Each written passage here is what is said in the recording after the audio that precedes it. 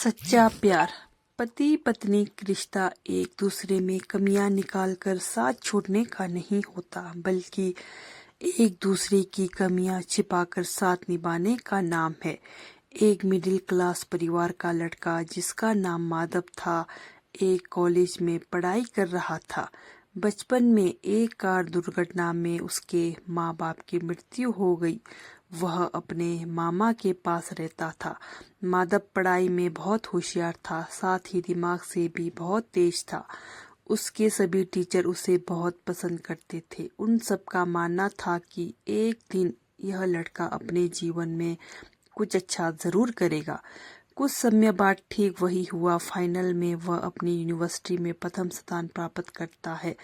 College के दिनों में ही उसे एक लड़की से प्यार हो जाता है जिसका नाम यामिनी था। क्योंकि यामिनी अमीर घर से थी, इसलिए माधव अपनी हैसियत देखकर उससे कभी प्यार का इजहार नहीं कर पाया था।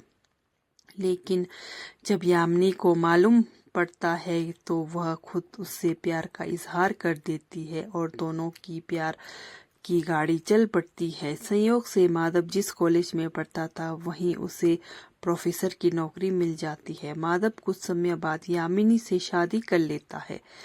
उन दोनों का दाम्पत्य जीवन बहुत अच्छा बीत रहा था। माधव को लिखने का बहुत शौक था। वो हर जरूरी बातें अपनी डायरी में लिखा करता था। एक बार दोनों घूमने जाते हैं। उस दौरान उनकी गाड़ी का एक्सीडेंट हो जाता है। दोनों बाल बाल बच जाते हैं, लेकिन यह दुर्घटना उनके जीवन को पूरी तरह से बदल देती है। एक्सीडेंट के बाद यामिनी को पता चलता है कि उसके पति कभी बाप नहीं बन सकता।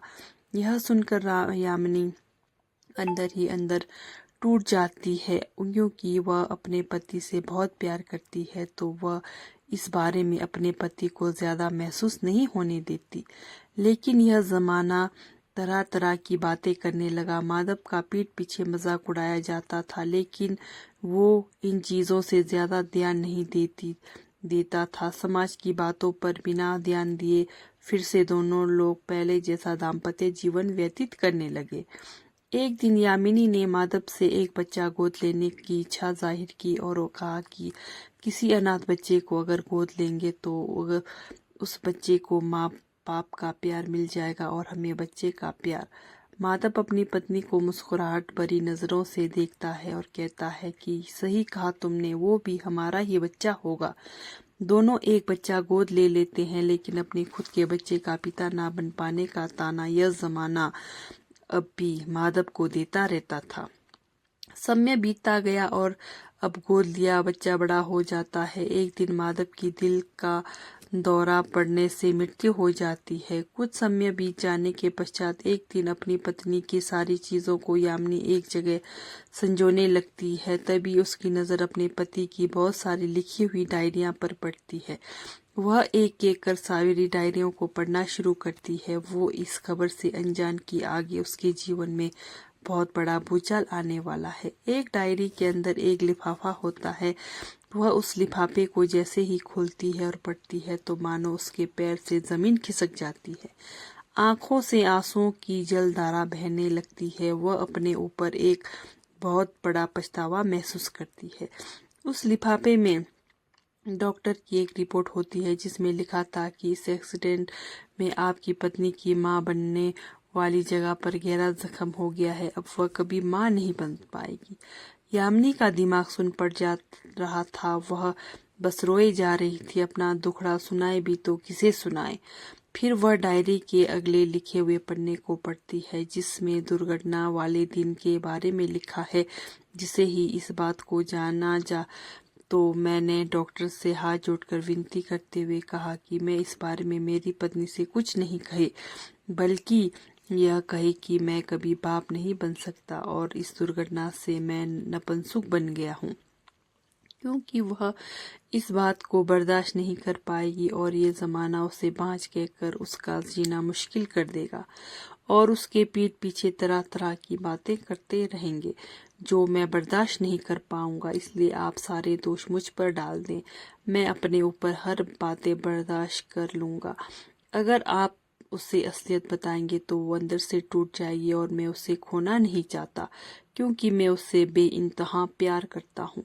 और वह आखिर में डायरियों के आखिर के पेज को पढ़ती है और अलग से माधव ने लिखा था कि जिसमें लिखा होता है, एक ना एक दिन तुम्हें मेरी लिखी हुई सारी डायरी मिलेगी, तुम इन्हें जला देना। मैं नहीं चाहता कि तुम्हें अपने और उस दुर्घटना के बारे में कभी जाने, क्योंकि इससे तुम्हें धक्का लगेगा और मैं तुम्हें कभी दुखी नहीं देख सकता। तुम्हारा चेहरा हमेशा मुस्कुराहट से अच्छी लगती है, जिससे मैं पहली बार देखकर तुम्हें दिल दे बैठा था। तुम मेरी जिंदगी हो और मुझे यह भी मालूम है कि तुम भी मुझसे बेइंतहा मोहब्बत करती हो, जिसका जीता जागता प्रमाण है तुम्हारा मेरे साथ हर हाल में साथ साथ रहना। तुम चाहती हो मुझे छोड़कर दूसरी शादी कर सकती थी, परंतु तुमने ऐसा नहीं किया। मैं हर जन्म तुम्हें पत्नी के रूप में पाऊं, यह मैं भगवान से प्रार्थना करता हूँ। आज तुम मुझसे एक वादा करो कि कभी इस बात का जिक्र किसी से नहीं करोगी और ना कभी अपने आप को दोषी मानोगी। यामिनी की आंखों में आंसू बहे जा रहे थे। वह सोच रही थी कि मेरे लिए इतना बड़ा बलिदान। मैं बहुत भाग्यशाली हूँ कि मुझे माधव के रूप में सच्चा प्यार करने वाला मिला, लेकिन मैं उतनी ही दुखी भी हूँ क्योंकि अब वह प्यार मेरे पास नहीं है। इस कहानी से हमें यह सीखने को मिलता है कि जीवन में परिस्थितियां कैसी भी हो, अपने जीवन साथी का साथ कभी नहीं छोड़ना चाहिए। शादी के बाद रिश्ता या एक दूसरे का प्यार भरा रिश्ता एक दूसरे के अटूट विश्वास और भरोसे पर चलता है। अगर अटूट विश्वास और भरोसा ना हो तो हल्की सी दरार आते ही रिश्ते को हिला देती है और रिश्ते टूट जाते हैं। यदि माधव चाहता तो अपनी पत्नी को सच बोल सकता था, लेकिन उसे मालूम था इससे उसके पत्नी का मन बहुत गहरा प्रभाव डालेगा, वह टूट जाएगी। इधर यदि यामिनी चाहती तो वह भी दूसरी शादी कर सकती थी, लेकिन उसने माधव का सच्चे मन के साथ निभाया। दोनों चाहते तो दोबारा अपनी जीवन शुरू कर सकते थे, परंतु उन्होंने ऐसा नहीं किया। यह उन दोनों का एक दूसरे के प्रति अटूट आस्था को दर्शाता है। अब एक गहरी बात समझ लीजिए कि अगर एक झूठ से रिश्तों को टूटने से बचाया जा सकता है तो वह झूठ नहीं सच कहलाता है, जैसे इस कहानी में देखने को मिला। अटूट विश्वास, भरोसा और सच्चा प्यार।